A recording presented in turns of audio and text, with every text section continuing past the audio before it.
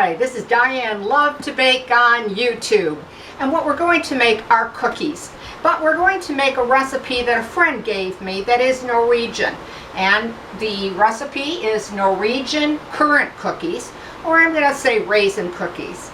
And I tried it a couple times, and when I served it to friends with coffee, they just loved it. So I thought, why not make a video on it? And it's really an easy cookie to put together. And I like easy recipes, but good recipes, but easy ones. You're going to start off with a half a cup of butter. I went ahead and cut it into small pieces because it's easier to cream. Now you can certainly use your hand mixer for this. I'm using my stand because I think it makes it much quicker for the videos, okay? My kitchen is very, very warm today, so this butter is very, very soft, which is okay because it'll just, cream that much faster.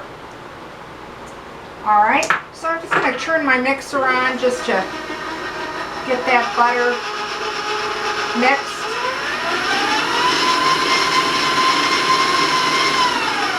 Okay, the next thing that you're going to put in is a 1/4 cup of granulated sugar. And just cream the butter and the sugar together, and that shouldn't take you more than probably a minute or so, maybe 2 minutes, that kind of thing.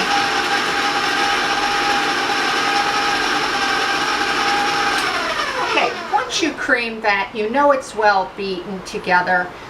It looks very light and fluffy. You're going to put in 2 egg yolks, and I'm going to put one in at a time.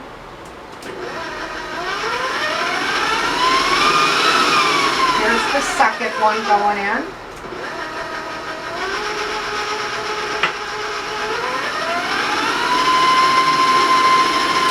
And again, this isn't going to take you very long at all to bring it all together.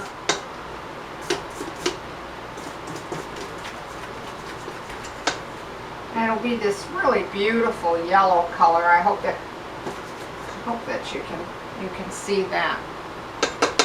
Okay. All right.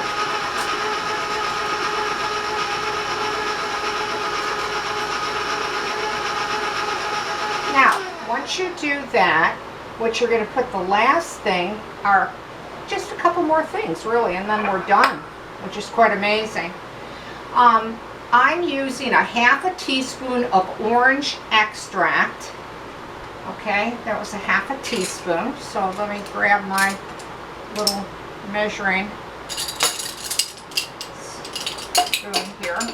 A 1/2 teaspoon of orange extract. Okay, and then I'm also going to put in a 1/2 teaspoon of lemon extract.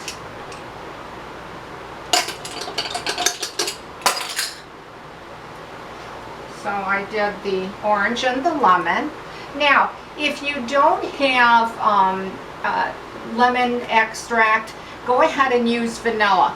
If you don't even have the orange, just go ahead and use vanilla. So use, 1 teaspoon of vanilla. I think you're going to like it though if you try the lemon and the orange.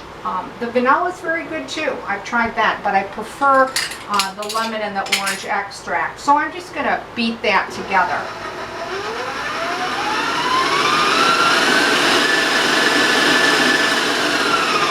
Okay, now once you do that, the last ingredient you're going to put in is 1 cup of flour. And you can go ahead and you can sift it also. That I think helps a lot. And then I'm just going to beat it in till it's combined.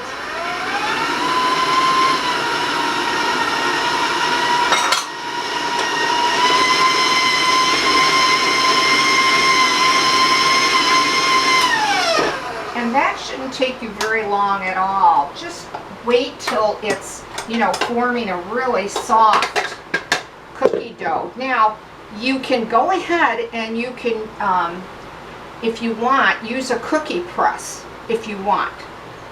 I tend to just use a cookie scoop, but you can go ahead and use a, like I said, a cookie press. And I'm just going to bring everything together, and then I'm going to show you what it looks like. So again, it's a soft, being that you can put it in a cookie press, you know that this this cookie dough is going to be, you know, it's going to be soft in nature. It's not going to have a lot of, you know, density to it. And I hope you can see that, okay? It's not too sticky. It's really quite easy to work with a cookie press. All right. Now, what you're going to need is a cup of currants. Now, if you don't have currants, don't like currants, whatever, can't even find them in your store, because sometimes I have difficulty finding them, go ahead and use raisins, but I would cut them up so that they're small, okay, because currants, as you know, are very small. The next thing is I usually tend to like to use my parchment paper for this recipe, but you really don't need to spray it unless you feel the need, then very, very lightly. In fact, my friend actually just lightly flours her cookie pan before, but I kind of like using the parchment. Now, I'm using a medium-sized scoop. If you, of course, want to yield more cookies, then use the smaller one. I get about a dozen, 10 to 12 cookies with this size. If you're using the smaller one down, you're going to get double. You're going to get 24 cookies. Now, what I like to do is I just take actually a scoop of it, and they are going to spread a bit. So give them a couple, you know, a couple inches. If you're making the smaller ones, you know, instead of 2 inches, 1.5 inches, okay? And I'm just going to put a couple down here just to show you, okay? All right. The next thing that I do like to do is just take a little bit of milk and then cover the cookie with a little bit of milk.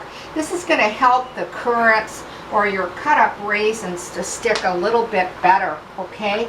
And then I actually just take the currants or raisins and just start pressing them in, and be rather generous with them, okay, like that, so that the cookie kind of gets covered with all these currants.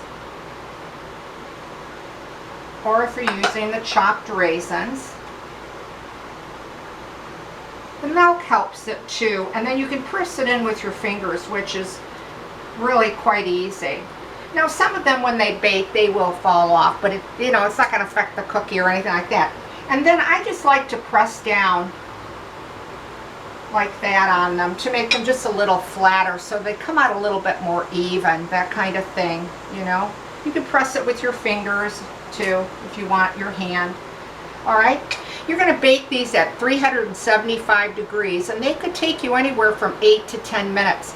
So start watching them early, because you know all our ovens set up so differently, and you don't want to burn them, of course, and you don't want to dry them out, okay? And again, on this size cookies, I get 10 to 12. If you use a smaller scoop, you're going to double your yield, okay? So let's set this aside for a moment. I'm going to rinse my hands because I was working with raw egg yolks there. But I want to show you what the cookie looks like once it's baked up. And this is how they turn out. It's a really nice sized cookie, you know, as you can see. It doesn't come up, you know, really super brown. I like to bake them that they're not going to be over baked, you know. Then on the bottom, they're just like a nice golden brown on the bottom. And they're really a cross, I think, between like a shortbread cookie or a sugar cookie. You know, and when you break open to them, you know, they will have a hard bottom, and on the top it is a chewy texture to the cookie when you bite into them. But they're absolutely delicious with a cup of coffee or a cup of tea or that kind of thing, or even a nice cold glass of milk. So these cookies, they come out so good, and they taste, I think, very, very good. I hope you try this recipe. If you do and you like the recipe, we'll leave a comment because I'd like to hear from you. As a reminder, I'm sorry I no longer put the recipe below my video due to so many people taking my work and posting and pinning and whatever, and I'm not alone on that. So please, if you do write to me and watch, I hope you watch me solely on YouTube, because that's the only place I put my videos, because I want to be able to answer you in a timely fashion, your question or your comment, or to thank you.